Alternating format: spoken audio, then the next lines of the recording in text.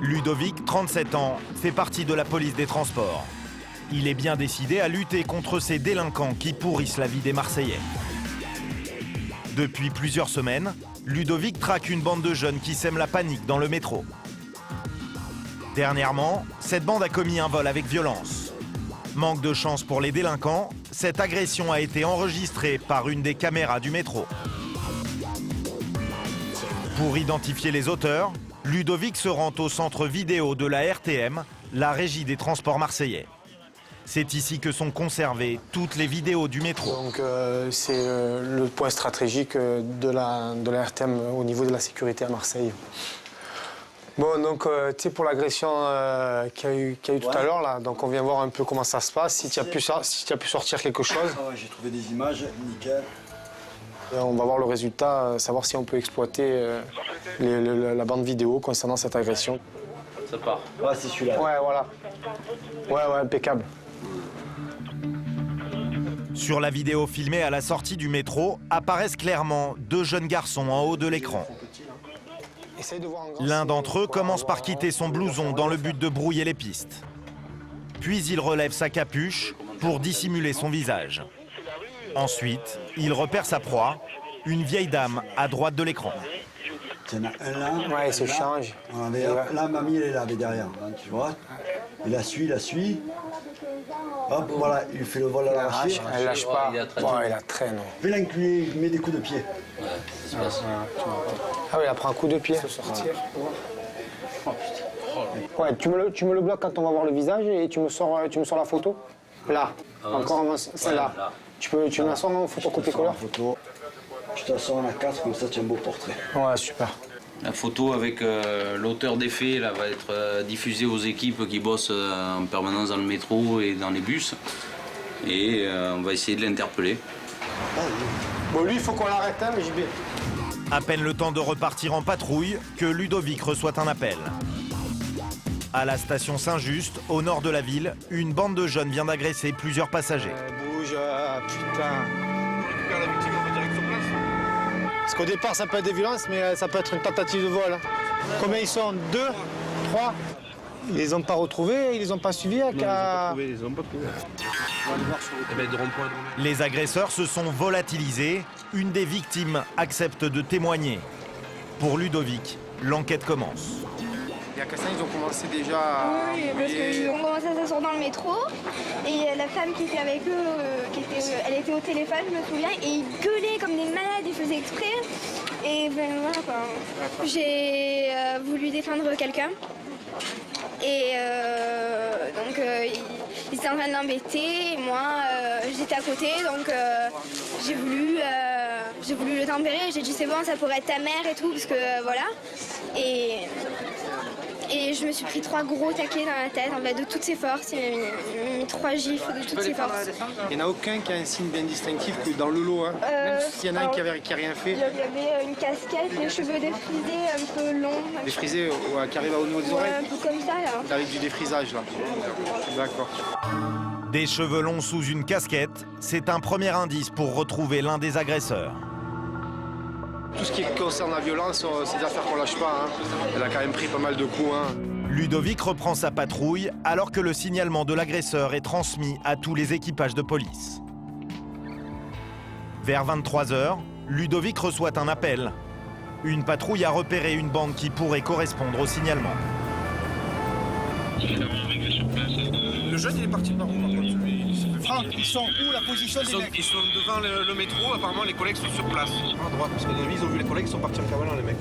Ce sont des individus survêtus avec des capuches. Les suspects traînent sur un parking, tout près d'une bouche de métro. Ils sont en train de fumer du hashish. Ça sent le chichon. Vous avez des pièces d'identité, quelque chose? Tu étais avec eux, toi? Un des jeunes interpellés a les cheveux mi-longs et porte une casquette. Cela pourrait concorder avec la description qu'en a fait la victime. Bon, jeune, qu'est-ce qui s'est passé à la station de métro, là, Saint-Just? Je sais pas, j'habite là. Il y a longtemps que tu es là? Mais ouais, ça fait au moins combien de temps? 1 heure, 2 heures? Vous étiez tous ensemble? Tu étais avec eux, toi? Toi? Pourquoi tu as le cœur qui bat à 2000? Mais je me fais contrôler par la police. Tu as fait contrôler par la police, c'est pour ça que le cœur il bat fort. Mais il va pas fort. Il bat pas fort ton cœur. Le chevelu il est tendu. Hein. Je pense que, Une nervosité suspecte, de la drogue. Ludovic en a assez pour placer les 4 membres de la bande en garde à vue. Ouais, j'aurais besoin d'un véhicule pour effectuer un transport. Donc j'ai 4 interpellés pour la tentative de vol sous la menace, tentative de violence métro Saint-Just. Toi, tu es connu des services de police? Pourquoi? Pour vol de vélo. Vol de vélo? Vol de vélo? Ouais. Ouais, tu étais petit. Pas maintenant. Et toi, tu es connu? Ouais, je connais. Pour? Pyromane et trafic de stupes. J'ai pas entendu. Pyromane et pour... Pyromane? Ouais, c'est... Tu aimes le feu? Mais... Eh, ma voix, c'est quoi pyromane? Non, Et toi? Stup? Où ça, stup? Et stupes, moi aussi, Où, toi, les stup? à la place Saint-Gabriel. Charbot ou le chouf? Dans l'argot des trafiquants de drogue marseillais, le charbot est le dealer, tandis que le chouf est le guetteur.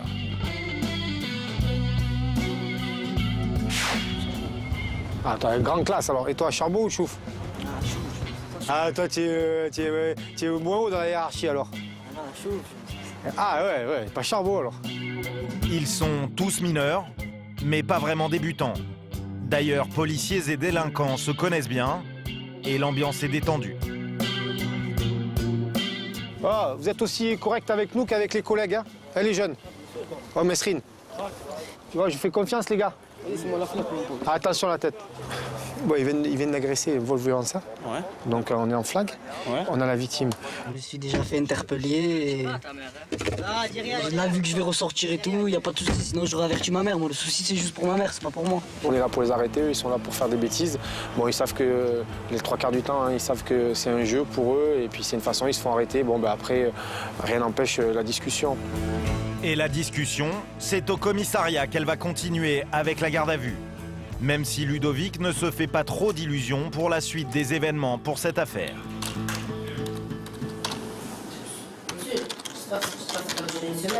Mais tu es malade ou quoi?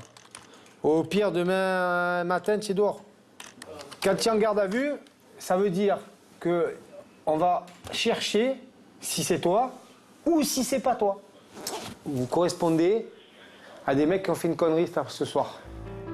Ces jeunes jouent au caïd, ils rêvent tous de faire carrière dans le banditisme. Ah, mais tu gagnes tous les jours 20 000 € par jour, c'est mieux que 1 500 par mois. Il n'y en a pas beaucoup qui les gagnent. Après, si tu as une femme et que tu prends 5 ans au Boumette, tu crois qu'elle va t'attendre? Non, je crois pas. Maintenant, il faut que tu arrêtes de faire des conneries. On voit la descente pour nous aux enfers. Ils progressent, ils commencent par des petits vols, et puis après ils s'attaquent à des vols violences, et puis après ils montent au braquage, et puis voilà. Et ça se termine comment? Des fois mal. On le voit en ce moment malheureusement. Alors qu'ils vont passer la nuit en prison, ces mineurs n'ont toujours pas conscience de la gravité de leurs actes. Demain, ils seront dehors.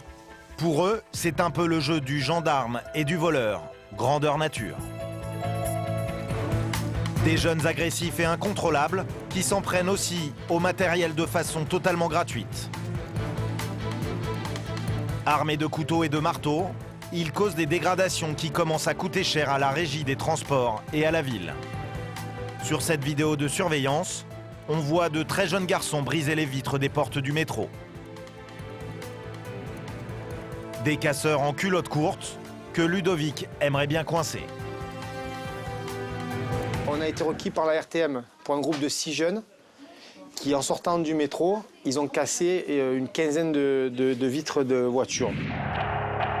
Ce soir, en effet, le groupe des apprentis casseurs s'en est donné à cœur joie sur une quinzaine de voitures stationnées à la sortie du métro. Il y en a au moins pour 5 000 € de dégâts. Cette fois-ci encore, Ludovic est prévenu par une patrouille. Ils ont cartonné toutes les voitures. Ils ont cartonné avant. Un équipage de police vient d'arrêter des jeunes correspondant au signalement des casseurs.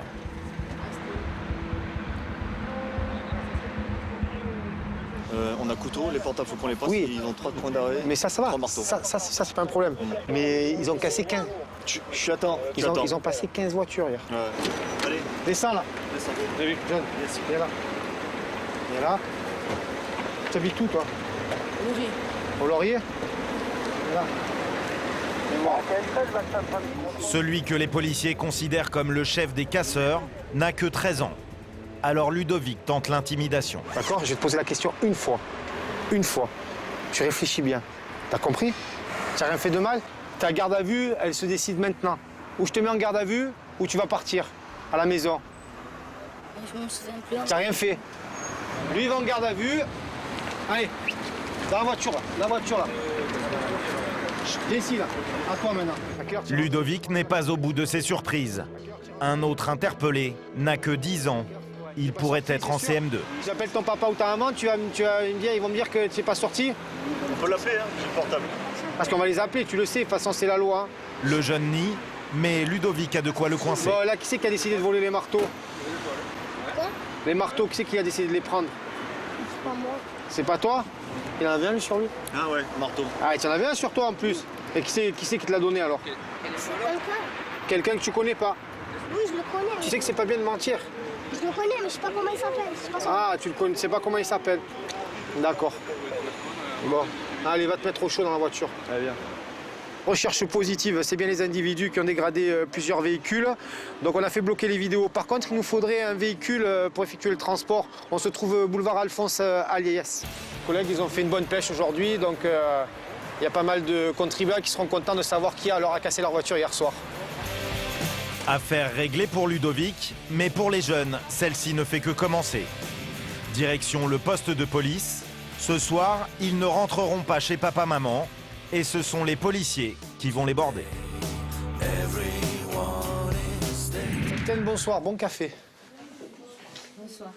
Vous allez bien? Ça va? Aujourd'hui, les collègues en tenue, ils les contrôlent. Il y en a certains qui avaient que le brise-glace, il y en a certains qui avaient que le couteau, et il y avait des champions qui avaient et le brise-glace et le couteau. Des brise-glaces et des couteaux à cran d'arrêt, c'est bien le matériel utilisé par ces casseurs qui devraient être sur les bancs de l'école primaire. Le problème, c'est que ce type de délinquance est devenu banal.